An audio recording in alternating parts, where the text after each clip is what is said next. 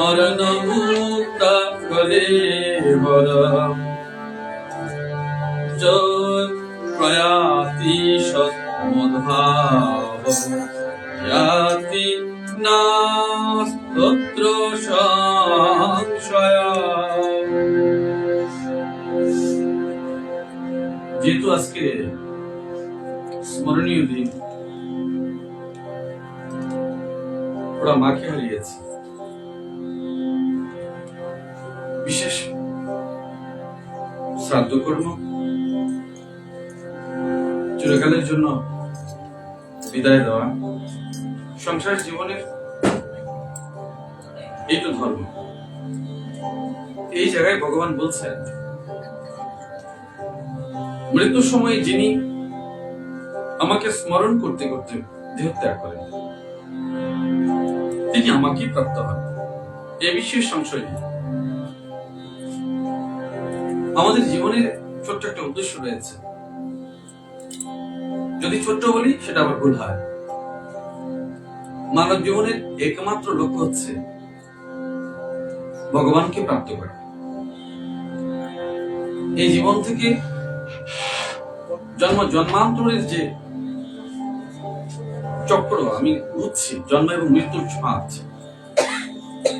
এই জন্ম এবং মৃত্যুর ফাঁদ থেকে মুক্ত হওয়া। আমি ফাঁদ কেন বলছি? এ কারণে বলছি, যেহেতু মায়ার খেলা, মায়া তোমায় বন্দী করেছে, আটকেছে তোমায়, তার মধ্যে তোমাকে ঘোরাচ্ছে, আপনার ফাঁদ করে তোমাকে আটকে রেখেছে। তুমি এইটুকু জানলে যে এরা সব তোমার আপনার, মৃত্যুর সময় হাহাকার করে কাঁদলে, জীবত সে তাদের জন্য জীবন দিলে, কিন্তু যাওয়ার সময় কি নিয়ে গেলে? কিছু নিলে না, কিছু পেলে না, কিছু জানলে না। যার কাছে যাবে, কি নিয়ে যাবে, কিচ্ছু জানতে পারলে না। এই জন্য আমি বলছি এটা ফাঁদ। এই ফাঁদটুকু তোমায় এই কারণে বলছি যে পুরো মায়ায় তুমি ফেসে গেছো।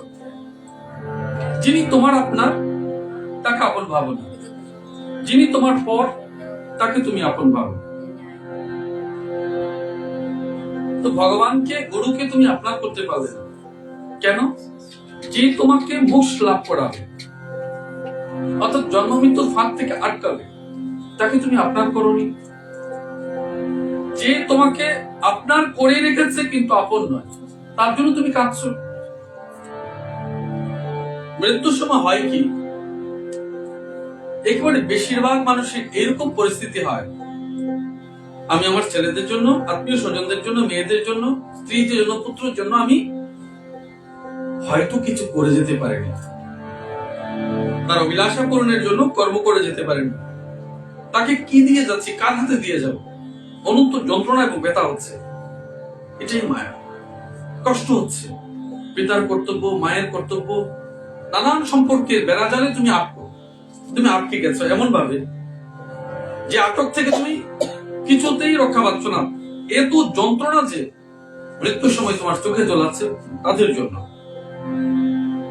কিন্তু ভগবান বলছে, যিনি আমাকে স্মরণ করে দেহ ত্যাগ করতে পারে, তিনি আমাকে প্রাপ্ত হন। তো তাকে মনে কেন করতে পারছো না?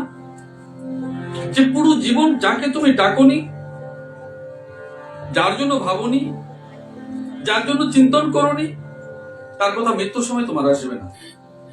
পরিণাম হচ্ছে আবার ফিরে আসা। তুমি যে যাই হো না কেন, যদি পরম সিদ্ধি লাভ না করো, যতটুকু সিদ্ধি প্রাপ্ত হোক ততটুকুই তুমি যাবে। আবার কর্মফল শেষ হলে আবার তোমাকে ফিরে আসতে হবে। এখন তুমি ভাবো, উনি যা করেছেন পরম গতি প্রাপ্ত হয়েছেন কিনা? গতি প্রাপ্ত হবে, উচ্চ গতি পাবে, কিন্তু পরম গতি পাবে কিনা এটাও তোমার ভাববার বিষয় আছে। এই সংসার জগতে যারা যায় তাদের কাছ থেকে আমরা কি শিখলাম? যে কেউ কিন্তু আসবে না ফিরে, কোন রূপেই ফিরে আসবে না। আমরা তাদের ছায়া দেখি সন্তান সন্ততির মধ্যে, তাকে দেখি না, তাকে পাই না। যে গেছে আর কোনোদিন আসবে না, এটা চরম সত্য। তাই তোমার যে সর্বশেষ গতি প্রাপ্তি, সে হচ্ছে ঈশ্বরের চরণ, ভগবানের চরণ, যাকে আমরা ভগবান কৃষ্ণ বলি, কিংবা যে যেটা বলে, যে যে ধর্মে যেটা বলা হচ্ছে। তাহলে ঘুরে ফিরে সে এক কথা, পরমকে পাওয়া, এর জন্য গোটা জীবনটাই কর্তব্যের জন্য কর্তব্য করে করে তার কাছে যাওয়া। যে সংসারে তুমি এসছো তাদের জন্য তো করতেই হবে। সে কি? সেবা কর্তব্য। এই সেবা কর্তব্য করে ধর্ম রক্ষা করবে, তোমার সকল সম্পর্কের ধর্ম রক্ষা করবে, করে পরমের জন্য তোমার সচেতন চৈতন্য প্রাপ্তি লাগবে। সমস্ত কর্মের ফাঁকে তার জন্য যে চৈতন্য প্রাপ্তি হয়েছে, তার চেতনা তাকে করে সেই চেতনায় সমৃদ্ধ হয়ে তাকে লাভ করবে। মনে রাখবে, তোমার স্বরূপ যারা আছে সকলে তারই স্বরূপ, তোমার চতুর্দিকে যারা আছে সকলে তারই স্বরূপ মনে করে তুমি তার জন্য কর্ম করবে, করে পরমকে প্রাপ্ত হবে, জন্ম মৃত্যুর বাঁধন থেকে চলে যাবে। এই জীবনে তুমি অভিমান থাকবে, অহংকার থাকবে, পদাধিকারের ক্ষমতা থাকবে, অনেক কিছু থাকবে, কিন্তু অন্তে কিচ্ছু থাকবে না। হরিবোল বলে যখন ছাই হয়ে যাবে কিংবা সমাধি দেবে, তখন তোমার আর কিচ্ছু থাকবে না। না তোমার ক্ষমতা থাকবে, না তোমার অভিমান থাকবে, না তোমার অহংকার থাকবে, না তোমার বাহুবল থাকবে, না অর্থবিত্ত তোমার কাজে আসবে, কিচ্ছু আসবে না। এই সত্য তোমরা জানো, বারবার শোনো। তার জন্য এটুকু যদি বলো, স্বর্গকে কে দেখেছে? ভগবানকে কে দেখেছে? উদ্ধবতী কে দেখেছে? এইটুকু যদি প্রশ্ন বলো, উত্তরও আছে। যদি তুমি গীতাকে মানো, যদি নাই মানো বলার কিছু নেই। যদি মানো, তোমার বাবা আছে, বাবার বাবা আছে, তারও বাবা আছে, তারও বাবা আছে, উৎস যেতে যেতে একদিন তাকে ফিরে পাবে, তাকে খুঁজে পাবে। এটা বলাই বাহুল্য যে আমার খোঁজ যেন অনন্ত থাকে, শেষ কি আছে আমাকে দেখে যেতে হবে। তুমি তোমার গোত্রের অনুসন্ধান করো, এখনো পুজোতে গোত্র বলো। গোত্রের আগে যারা ছিল, যেখান থেকে তুমি গোত্র হয়েছো ঋষিদের কাছ থেকে, সেই গোত্রের আগে কে ছিল, তার আগে কে ছিল, এই সব যদি সত্যি হয়, যে গোত্র তুমি প্রাপ্ত হয়েছো সেই ঋষিকে তুমি জানো। কেউ বলবে ভরদ্বাজ গোত্র, কেউ বলবে কাশ্যপ গোত্র, কেউ বলবে শাণ্ডিল্য গোত্র। ওনাকে তুমি দেখেছো? দেখোনি, মানছো তো, সকল পুজোতে সেই গোত্রের নাম বলছো। তাহলে যাকে দেখোনি তাকে মানছো, যিনি মানে না তিনিও বলছেন। তাহলে পরমেশ্বরকে ওরা কত পুরুষ আগে হিসেব আছে তোমার? হিসেব নেই, মনেই নেই তোমাদের, বলতেই পারো না। 14 পুরুষ নয়, ও 1000 পুরুষের আগে। তাহলে তুমি বিচার করো, যদি ওইটাকে তুমি মানছো, তোমার গোত্রকে মানছো, তোমার সবটাকে তুমি মানছো, তাহলে ওরা যারা পরমের কাছ থেকে এসেছিল, সে ব্রহ্মার কাছে এসেছিল, ব্রহ্মা যার কাছ থেকে এসেছিল, সেটাও সত্য। এটা যদি সত্য হয়, সেটাও সত্য। কে দেখেছে? গোত্রের আদিতে যারা আছে ওরা দেখেছে।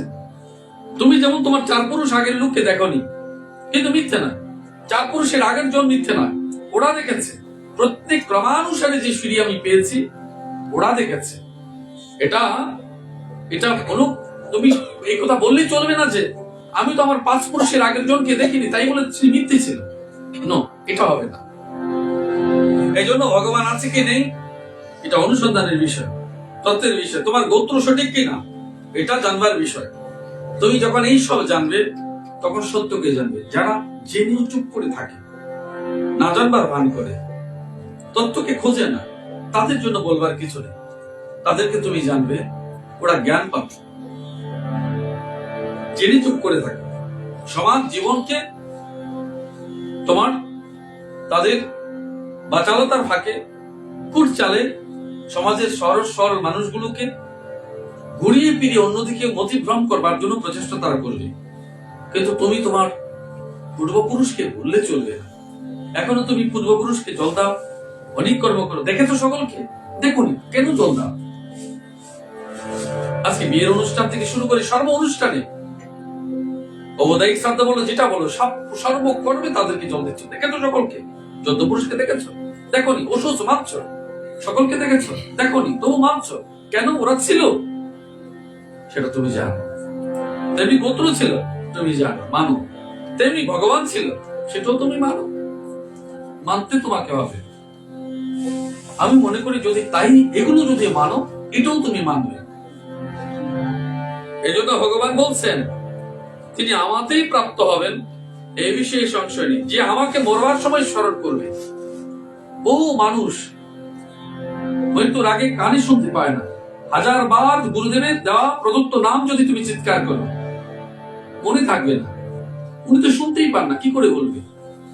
এজন্য যখন তোমার সময় আছে, ওই সময়ে তুমি, ওই সময়ের মধ্যে তোমাকে তার নাম মনে করবার অভ্যেসটা করে নিতে হবে, যাতে তোমার হৃদয়ে বাজে, অন্তরে বাজে।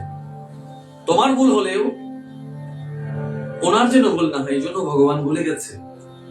যিনি সারা জীবন মন প্রাণ দিয়ে আমায় স্মরণ করেছেন, অন্তে যদি সে আমায় ভুলেও যায়, আমি তাকে উদ্ধার করে নিয়ে আসবো, আমি তাকে ভুলবো না।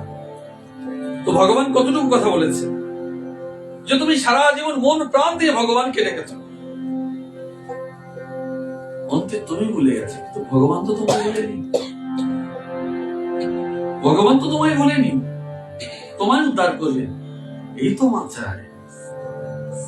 আমরা ভগবানের কাছে কি চাই? এই তো চাই যে প্রভু, শেষের দিনে আমার মনে থাক কিংবা নাই থাক, তুমি আমায় ভুলো না, আমার মনে করে দিও। কারণ আমার অভিমানটুকু আর নেই, অহংকারটুকু নেই, ক্ষমতাটুকু নেই। এই সব তোমার কাছে আমি বহু আগেই তোমার কাছে সমর্পণ করে দিয়ে রেখেছি। আমি তোমার সমস্ত শক্তিতে, প্রেরণায়, চৈতন্যে আমি বেঁচে আছি, তোমার জন্যই আছি। তোমার অনুপ্রেরণায় কর্ম করে যাচ্ছি। এবং হে ভগবান, যেইটুকু জীবন আমার জন্য তুমি রেখেছ, যেইটুকু জীবন তুমি আমার জন্য রেখেছ, শুধু তোমার সেবার জন্যই রেখেছ। কিসে তোমার সেবা হবে জানি না প্রভু, কিন্তু এটা নিশ্চিত যে তুমি যাদের ভালোবাসো, তাদের যদি আমি ভালোবাসি, তবে নিশ্চিত তুমি খুশি হবে, তুমি আনন্দিত হবে। তাদের সেবার জন্যই আমি চেষ্টা করি। অতএব হে পার্থ, তুমি সর্বদাই আমাকে স্মরণ করো এবং যুদ্ধ করো।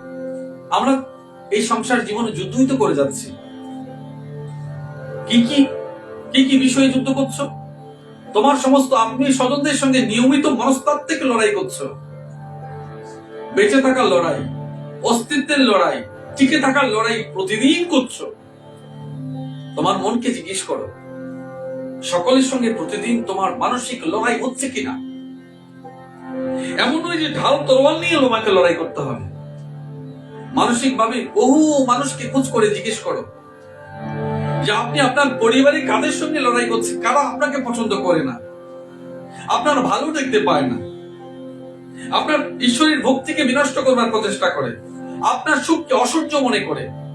ওদের সঙ্গে টিকে থাকার লড়াই তোমাকে তো করতেই হচ্ছে মানসিক ভাবে। যুদ্ধ আমরা তোমার প্রতিদিন করছি, তোমার ধর্মকে টিকিয়ে রাখার জন্য তুমি করছো, তো যুদ্ধ তো আমরা করছি। অতএব হে পার্থ, সর্বদাই আমাকে স্মরণ করো। ভগবান একটি নিশ্চয়ই করে তোমায় বলেছে, যদি তুমি তাকে সামনে রেখে কর্ম করো। পঞ্চপাণ্ডবদের কি ছিল?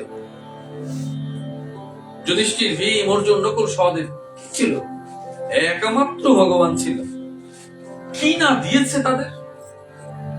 যোগমায়া থেকে শুরু করে, শিব থেকে শুরু করে, ইন্দ্রাদি থেকে শুরু করে, গন্ধর্ব থেকে শুরু, সমস্ত দেবতাদেরকে দিয়ে দিয়ে অর্জুনকে সমৃদ্ধ করেছে অস্ত্রে শস্ত্রে। ভগবান শিব পর্যন্ত দিয়েছে।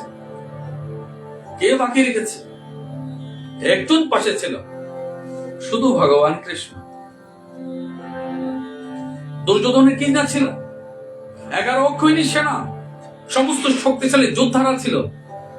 ভীষ্ম থেকে কৃপাচার্য, দ্রোণাচার্য কে না ছিল? তবু যে পক্ষে ভগবান ছিল বিজয় তো সে পক্ষে হয়েছে।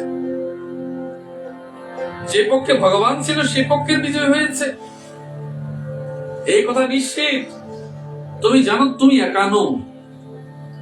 যারা মনে করো যে আমি একা হয়ে গেছি, আমার কেউ তো নেই, আমি অবলা, যারা জোর করে তোমায় তোমার ধন সম্পদ হরণ করে তোমায় তাড়িয়ে দিয়েছে, তোমায় কষ্ট দিয়েছে, তোমায় যন্ত্রণা দিয়েছে, তোমায় খেতে দেয়নি, তোমার পড়তে দেয়নি, তুমি নিশ্চিত হও, দৃঢ় হও, বিশ্বাসী হও এবং এইটুকু মনে করো যে ভগবানকে তুমি সাথে রেখেছো। যদি ভগবানকে বিদায় করে দাও তবে আমি কিছু বলতে পারবো না।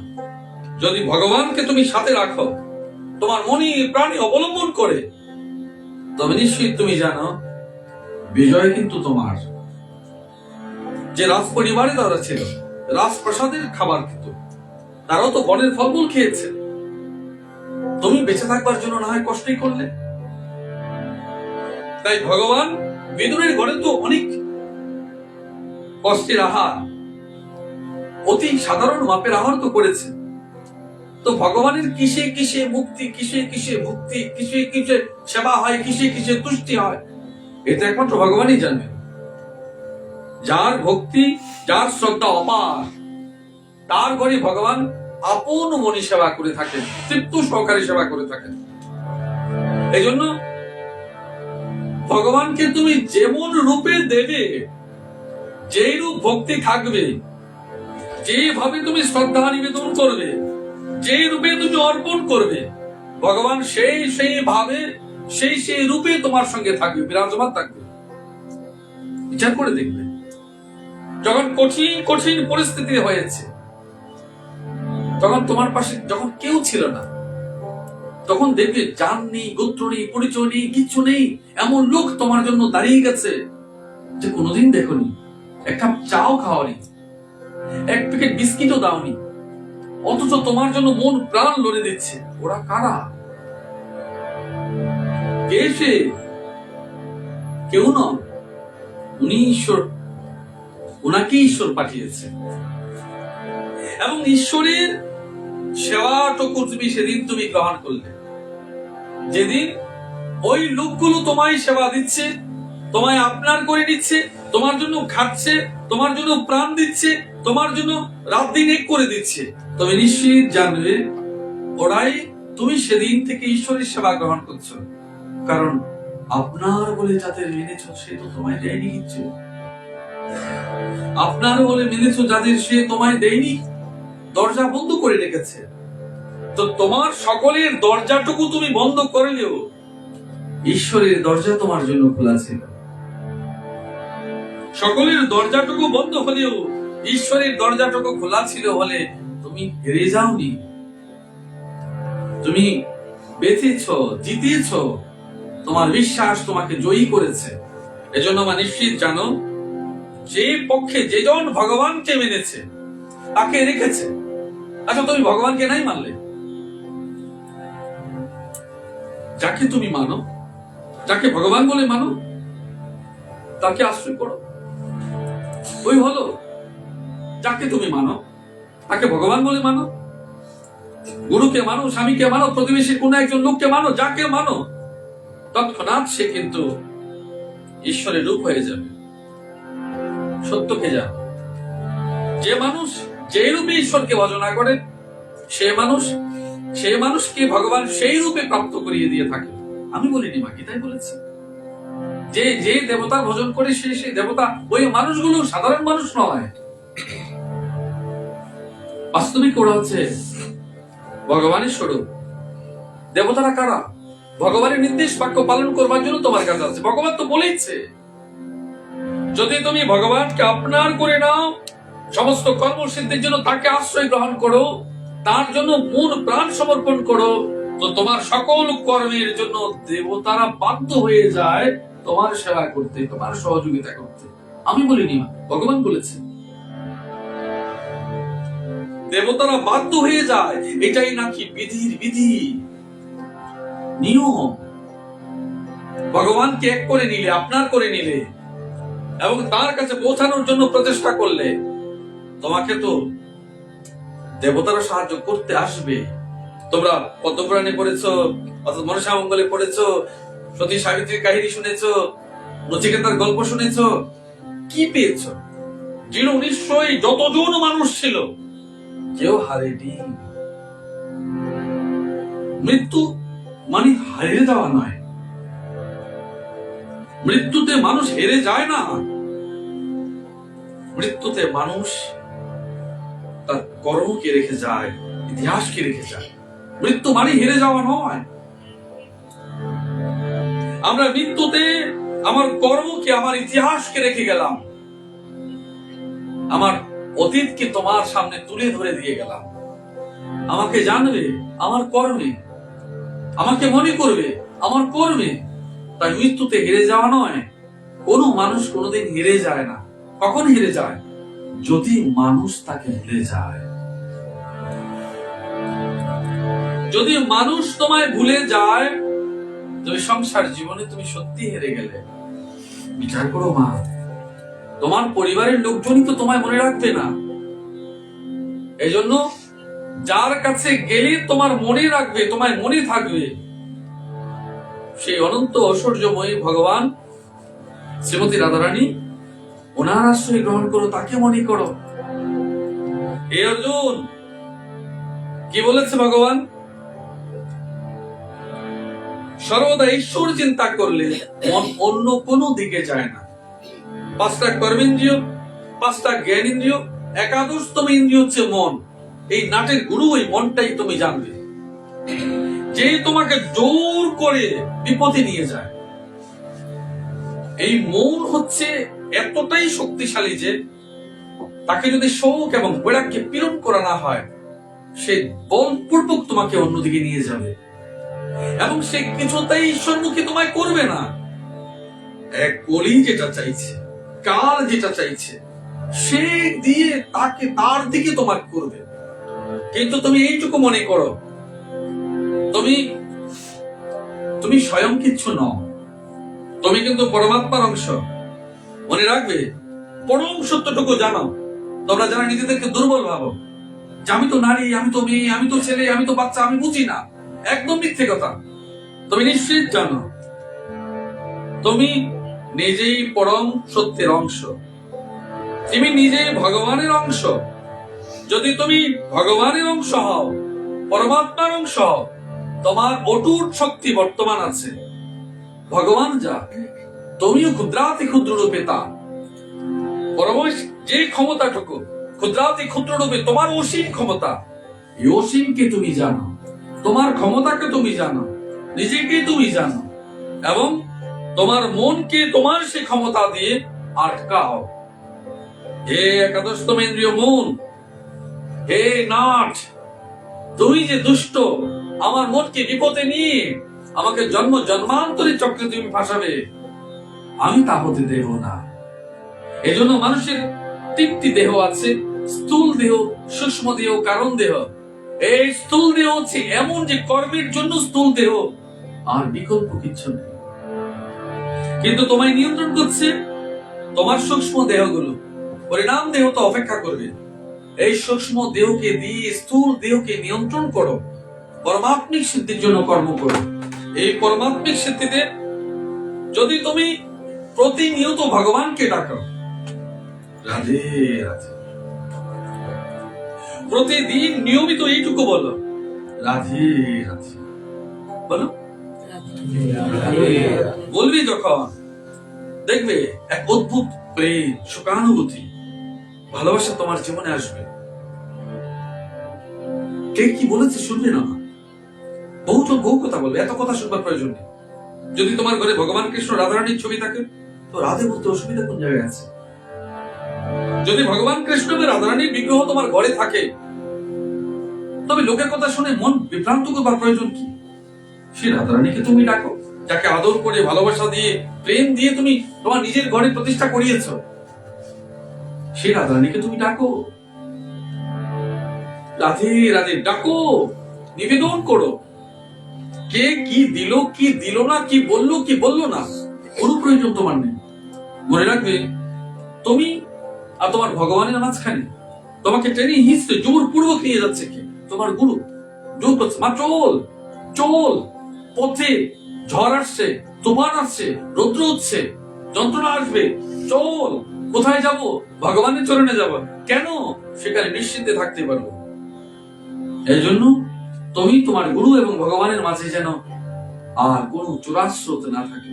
যদি চোরাস্রোত থাকে, সেই তোমাকে নিশ্চিত একদিন নরকে ডুবিয়ে মারবে। কে যে শত্রু আর কে যে মিত্র, মা, আমরা এই সংসার জীবনে বুঝে উঠতে পারি না। তুমি মনে করেছো যে তোমায় রোজ খাওয়াচ্ছে, রোজ পড়াচ্ছে, তোমার ভালো বলছে, তোমায় প্রশংসা করছে, সে তোমার মিত্র তুমি মনে করছো? না মা, সে তোমার মিত্র না। যে তোমার সত্যটা তুলে ধরে না হচ্ছে তোমার সামনে, সে তোমার শত্রু। তোমার মিথ্যে প্রশংসা তোমার মন জোগায়, কিন্তু তোমার বাস্তবিক উপকার করে না। এজন্য এই সমগ্র জগতে দেখবে, কোনদিন কোন পুত্রের একমাত্র একান্ত আপনার পিতা হতে পারেনি। পিতাকে আপনার করে নিতে পারে না, হয়তো জোর করে মেনে নেয় তোমার বাবা। পুত্র কেন মেনে নিতে পারে না? তার জীবনের একটাই অভাব আছে, সে হচ্ছে জীবনের অভিজ্ঞতা, ওটুকু নেই। সে কোনদিন, বাবা কোনদিন মিথ্যে প্রশংসা করেনি, করবে না, দেখবে খুঁজে। এই জন্য পুরুষকে কেউ ভালোবাসে না, চরম সত্য। সে সত্যটা বলতে জানে। তাই বলে আমি কোন নারীকে কিন্তু সে বলিনি যে তোমরা ভালো নও। জগতে তোমাদের চেয়ে শ্রেষ্ঠ কেউ নেই, সাধন জগতে তোমাদের চেয়ে শ্রেষ্ঠ কেউ নেই। মা তো প্রকৃতি, মা তো ধারণ করে রেখেছে। মা সুখে দুঃখে যন্ত্রণায় সর্বোৎকৃষ্ট অবস্থায় আছে। কিন্তু আমি যখন বলছি পরমাত্মিক জগতে যাব, তখন পিতা এই চরম সত্যটুকু বলে বলে সে আপনার হতে পারে না। বাকি সমস্ত লোক তোমায় মিথ্যে প্রশংসা করে তোমাকে বিপদে নিয়ে যাবে। এই জন্য কে তোমার মিত্র, কে তোমার শত্রু, সেটা আগে জানো। যে তোমাকে কর্তব্য সাধনে সহযোগিতা করে, যে তোমাকে পরমাত্মার প্রীতি কর্ম সম্পাদন করে, যে তোমার পরমাত্মার প্রীতি সম্পাদনের জন্য কর্ম করে, যে কর্তব্য জগতের উপকার সাধিত হয়, এবং যে কর্মে তোমাকে সহযোগিতা করে, উৎসাহ দেয়, তিনি তোমার মিত্র। যে কর্মে তোমার ধ্বংস হয়ে যাবে, যে কর্মে শুধু তাদের প্রফিট হবে, মৃত্যু প্রশংসা করে তোমাকে বিপদে নিয়ে যাবে, অন্তরে অন্তরে জানবে সে তোমার কিন্তু আসল শত্রু। সত্যি সত্যি জানবে সে হচ্ছে তোমার আসল শত্রু। এই জন্য সবাই সকলের বন্ধু হতে পারে না, সবাই সবার জীবনে বন্ধু হতে পারে না। কেউ বিকেলে চায়ের দোকানের বন্ধু, কেউ কিছুক্ষণ খেলার জন্য বন্ধু, কেউ মেরে দেওয়ার জন্য বন্ধু। এই জগতের নাটকের শেষ নেই। কে কোন প্রকারে তোমার সঙ্গে বন্ধু ফাঁদ পেতেছে সে তুমি জানবে না। জানবে মা, এই জগতে যত ক্ষতি হয়েছে বন্ধুই তো বন্ধুকে করেছে। শত্রু কোনদিন তোমার তেমন ক্ষতি করতে পারেনি যতটা করেছে তোমার বন্ধু রূপ সেজে। এই জন্য বন্ধুর রূপ সেজে তোমায় যে ক্ষতিটা করেছে, সে ক্ষতি কিন্তু কোন শত্রু তোমায় করতে পারেনি। ভেবে দেখবে, খুঁজে দেখবে, জানবে। এই জন্য মনে রাখবে, পরমাত্মার প্রীতির জন্য যে তোমার সঙ্গে আছে, যে তোমায় ঈশ্বরের সন্ধানে, ঈশ্বরের পথে তোমায় নিয়ে যেতে সাহায্য করে, সে হচ্ছে তোমার পরম মিত্র। আর যে তোমায় করছে না, সে হচ্ছে তোমার পরম শত্রু। এজন্য সর্বদা ঈশ্বর চিন্তা করলে মন অন্যদিকে যায় না। এই জন্য মনকে নিয়ন্ত্রণ করো। ভগবান বলছে, এইভাবে চিন্তা করতে করতে সেই দিব্য পরম পুরুষকে পাওয়া যায়। এই জন্য চিন্তা করতে করতে পরম পুরুষকে পাওয়া যায়। তো গীতা কেন মিথ্যে বলবে মা? গীতা কেন মিথ্যে বলবে? ভগবান কেন মিথ্যে বলবে? যদি এইটুকু জানো যে গীতা ভগবানের বাণী, তাহলে ভগবান কেন তোমায় মিথ্যে বলবে? যদি তোমার অস্তিত্ব মিথ্যে না হয়, যদি তোমার সৃষ্টি মিথ্যে না হয়, যদি তোমার জীবন মিথ্যে না হয়, যদি তোমার মন প্রাণ প্রেম সত্যি হয়, যদি তোমার ভালোবাসা চিরন্তন থাকে, তা সব যদি সত্যি হয়, তো ভগবান মিথ্যে হবে কেন? আর যদি ভগবান মিথ্যে না হয়, তবে গীতা মিথ্যে হবে কেন? এই জন্য মা জানা, তুমি এইটুকু অনেকেই বলে ফেলে যে ভগবান যে আছে তা তুমি প্রমাণ করতে পারবে না। মা, যখন জিন ঘটিত প্রমাণ ছিল না, তখন তো হাজার হাজার মানুষ এটা প্রমাণ করতে পারতো না তুমি যে আমার আসল মা, তুমি যে আমার আসল বাবা, সেটা আমি প্রমাণ করতে পারবো? তুমি যে আমার অরিজিনাল বাবা আমি জানবো? এই জগতে প্রমাণের অনেক কিছু। আমায় যে সত্যি সত্যি ভালোবাসো তার কি প্রমাণ আছে? আমার প্রতি যে তোমার সত্যি সত্যি প্রেম আছে তার কি প্রমাণ আছে? ঈশ্বর অনেক দূরে রাখো। মনে রাখবে, সেই কঠিন প্রশ্নটুকু করবে যার নিজের ভেতরে নিজের জ্ঞানের ছোট্ট ছোট্ট অহংকার জন্মেছে। সে তোমায় বলবে ঈশ্বর যে আছে তার প্রমাণ কিসে? এটা তার পদের, তার জ্ঞানের, তার অভিমানের, তার অর্থের, তার সামর্থ্যের ছোট্ট ছোট্ট বহিঃপ্রকাশ মাত্র। মনে রাখবে, যদি তোমার পিতা সত্যি হয়, যদি তোমার অন্তরাত্মা সত্যি হয়, যদি তোমার প্রাণ সত্যি হয়, যদি তোমার প্রেম সত্যি হয়, তবে এইটুকু মনে রাখবে, যা তুমি প্রাপ্ত হয়েছ সে প্রকৃতি থেকে পেয়েছ। যে প্রকৃতিটাও যদি সত্যি হয়, সাময়িক যদি সত্যি হয়, মনে রাখো, তোমরা তো বলবে প্রকৃতিও জল প্রকৃতি সেটা একদিন নষ্ট হয়ে যাবে, তুমি একদিন নষ্ট হয়ে যাবে, কিন্তু যতদিন আছো ততদিন সত্য। তোমার সেবাটা সত্য, তোমার প্রেম সত্য, তোমার ভালোবাসা সত্য, তোমার মাতৃত্ব সত্য, তোমার পিতৃত্বও সত্য। যতদিন আছো ততদিন সত্য। সত্যের জন্য তো তুমি আজীবন থাকবে না, তাহলে এটাও নিশ্চিত জানো তোমার ভগবানও সত্য। রাধে রাধে।